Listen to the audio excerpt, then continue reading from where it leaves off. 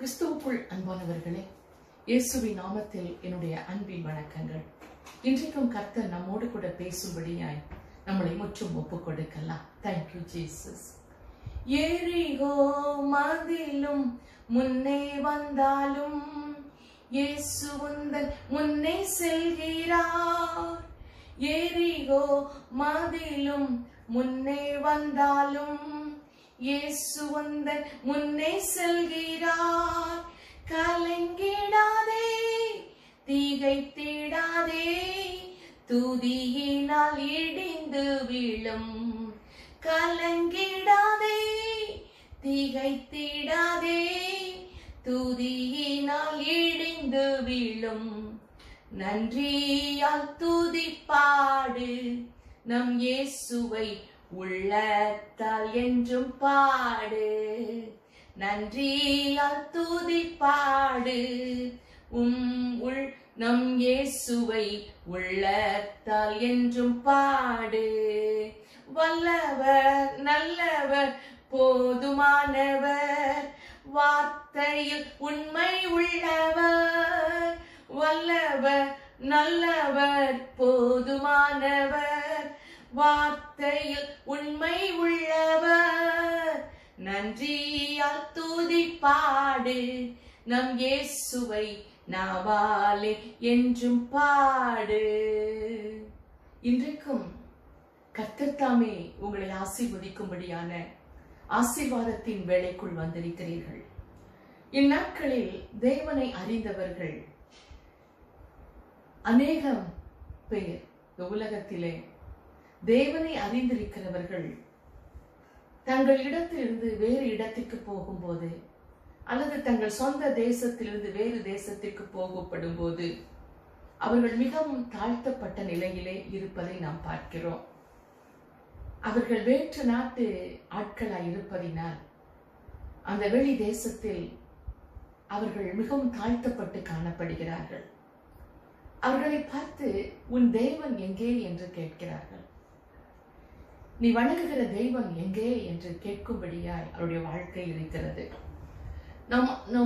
என்னை பொறுத்தவரையில அவர் வல்லமை உள்ளவராய் இருந்தார். உனக்கு ஏன் இப்படிப்பட்ட நிலைமை இருக்குது அப்படின்னு சொல்லி நம்ம ஜனங்க படுற பாட பார்த்து அவங்கள பரிகாசிக்கிறாங்க, கேலி பண்றாங்க. நீ ஆண்டவர் ஆண்டவர் தேடுறியே, உன் ஆண்டவர் எங்கே? அவர் இருந்தால் நீ ஏன் இவ்வளவு கஷ்டப்பட வேண்டும் என்கிறார்கள். நியாயாதிபதிகளின் புத்தகம் 16வது அதிகாரம் 23, 24, 25 வாசித்தால் மிகவும் தெளிவாய் இதற்கு தெரிகிறது. சிம்சோன் நம்முடைய கையில் ஒப்பு கொடுக்கப்பட்டார் என்று சொல்லி தங்கள் தேவனாகிய அந்த தாகோனுக்கு ஒரு பெரிய பலியை செலுத்தவும் சந்தோஷம் கொண்டாடவும் கூடி வந்தார்கள். ஜனங்கள் அவனை கண்டவுடன் நம்முடைய தேசத்தை பாழாக்கி நம்மில் அநேகரை கொன்று போட்ட நம்முடைய பகைஞனை நம்முடைய தேவன் நம் கையில் கொடுத்து விட்டார் என்று சொல்லி தங்கள் தேவனை புகழ்ந்தார்கள் பெலிஸ்தியர்கள். இப்படி அவர்கள் மன மகிழ்ச்சியாய் இருக்கும் போது நமக்கு முன்பாக வேடிக்கை காட்டும்படிக்கு சிம்சோனை கூட்டிக் கொண்டு வாருங்கள் என்றான்.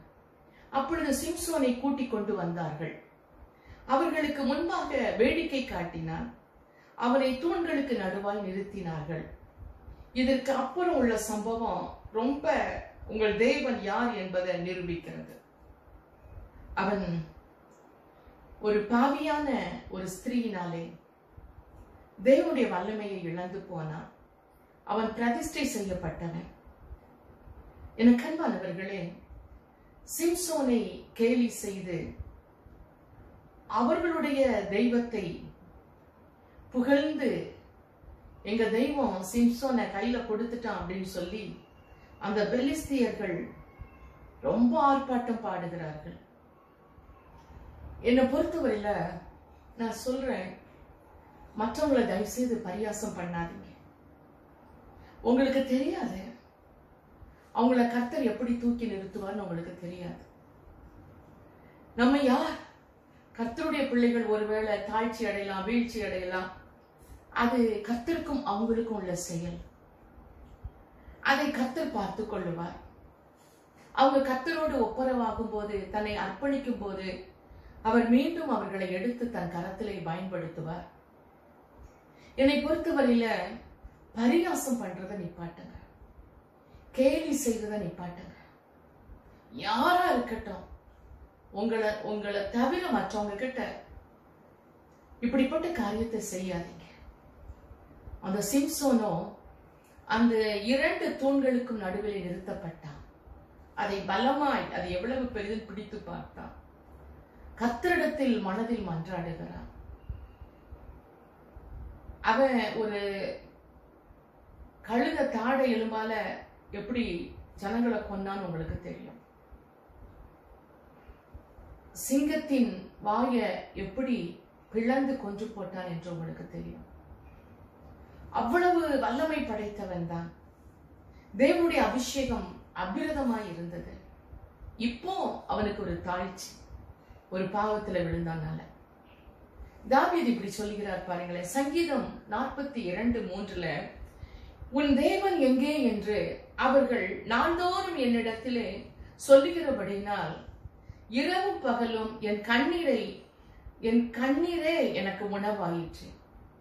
அவங்க கேலி செய்வாங்க.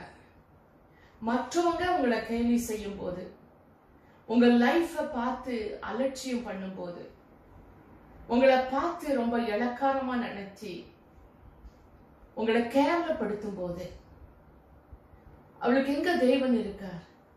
அவ தேவன் கூட இருக்காளா? அவ வழிபட்ட தெய்வம் எங்கே?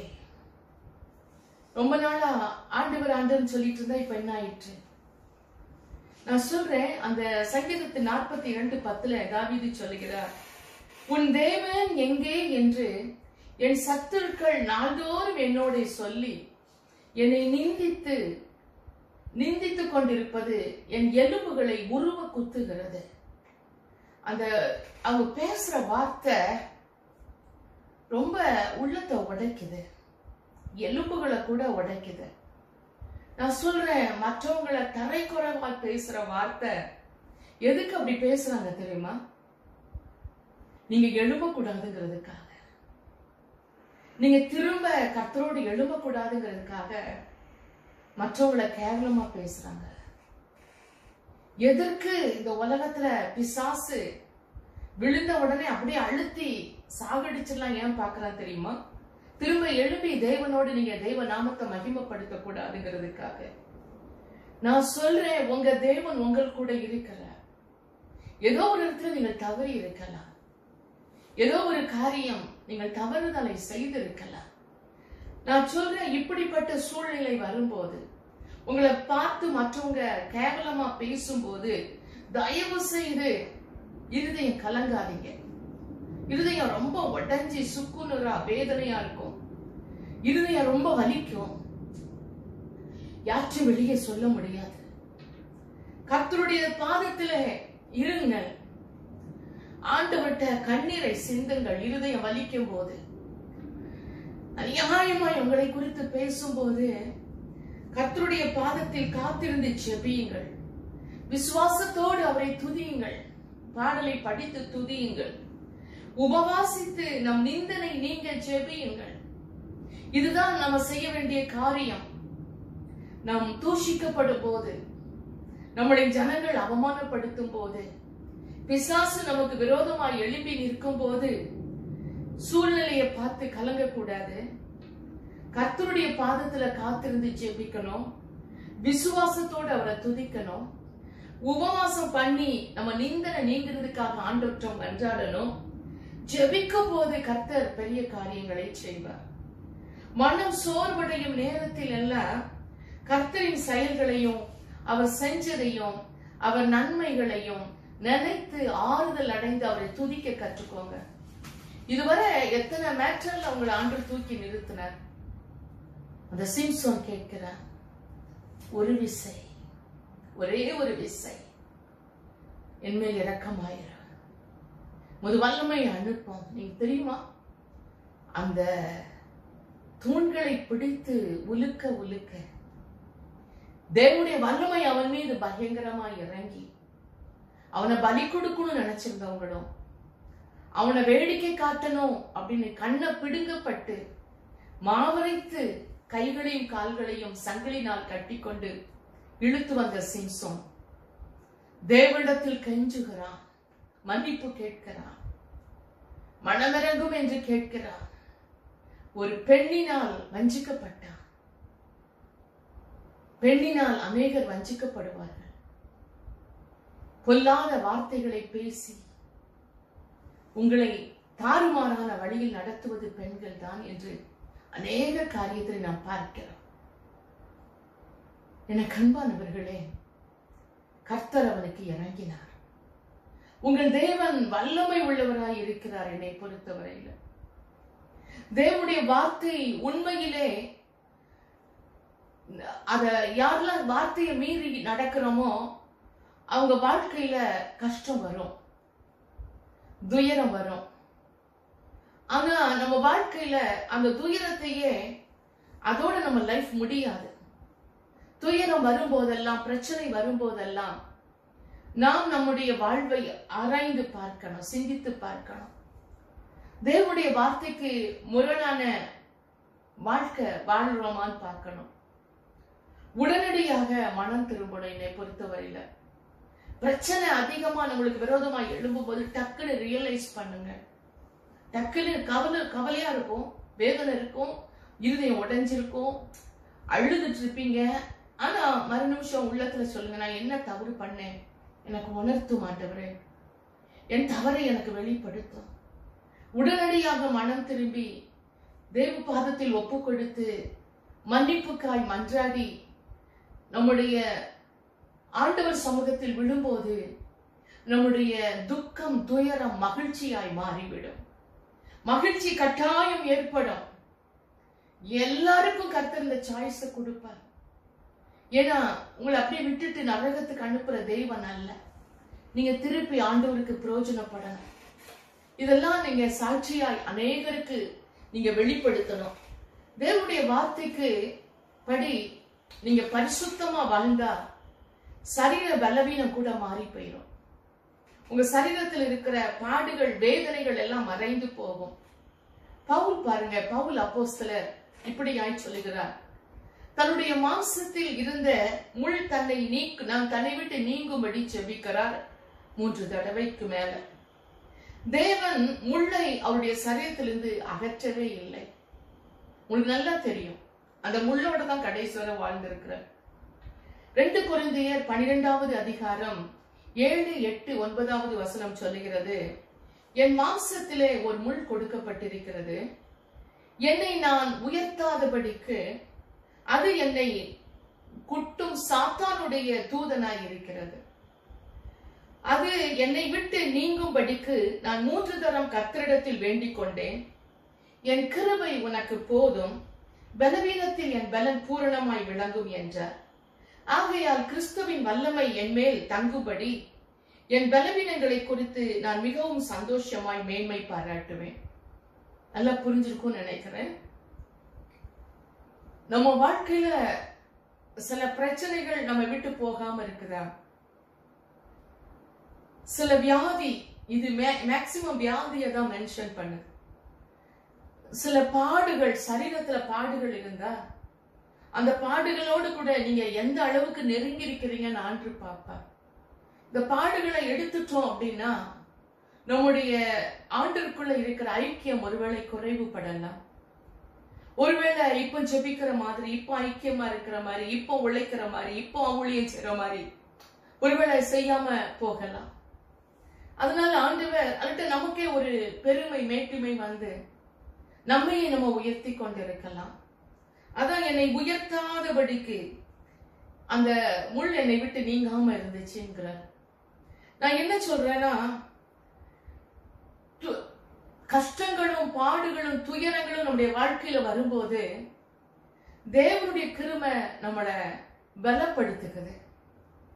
நீங்க போற இந்த பாதையில நீங்க எப்படி நீங்க உயிரோட இருக்கிறீங்க, நீ எப்படி தாங்குற, நானும் தாங்க மாட்டேன்னு சொல்றாங்கல்ல, அப்போ உங்க மேல தெய்வ கிருபை இருக்குன்னு அர்த்தம்.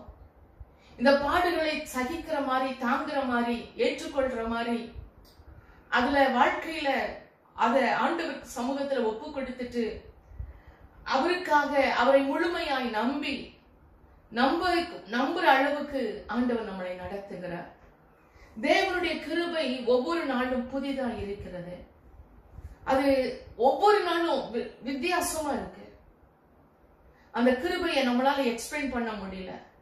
அந்த கிருபைக்காக முழங்காலில் நிற்கும் போது, அதிகாலையில் எழும்பி தேவனுடைய கிருபை புதிதான கிருபையை பெற்றுக் கொள்ளும் போது அந்த நாளுக்குடைய தேவைகளுக்கு அது மிகவும் பிரயோஜனமாய் இருக்கிறது.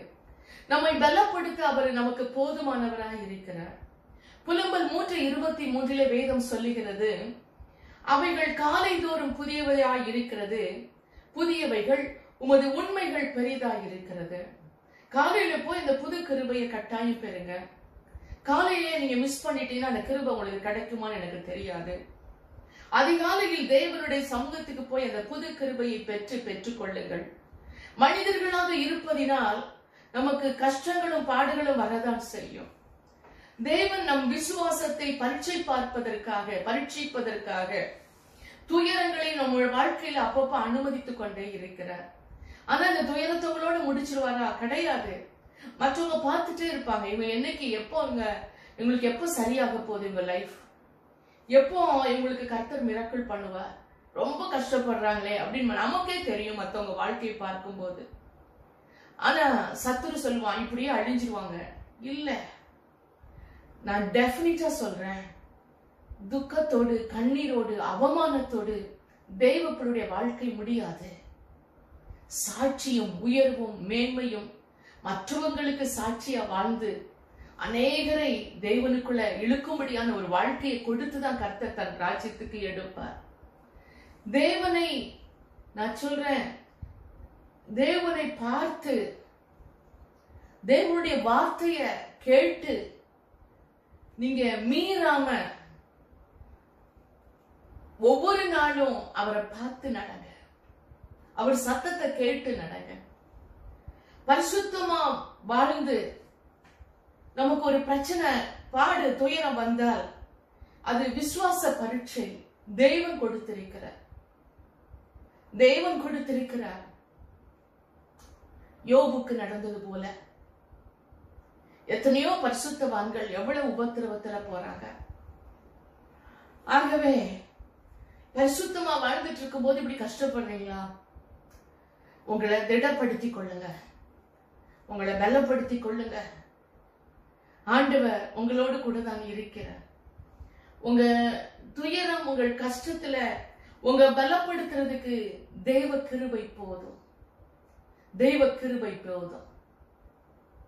தம் கிருபை பெரிதல்லோ என் ஜீவனிலும் அதே இம்மட்டும் காத்ததுவே இன்னும் தேவை கிருபை தாருமே, இன்னும் தேவை கிருபை தாருமே. அவர் கிருபையை இன்னும் அதிகமாய் பெற்று இந்த கஷ்டமான இந்த பாதையில், இந்த நெருக்கமான இந்த நேரத்தில் தேவன் அண்டை வாருங்கள், சிலுவையை நோக்கி பாருங்கள். கர்த்தருடைய கல்வாரி ரத்தம் உங்களை மீட்டு உங்களை ஆசீர்வதிக்கும்.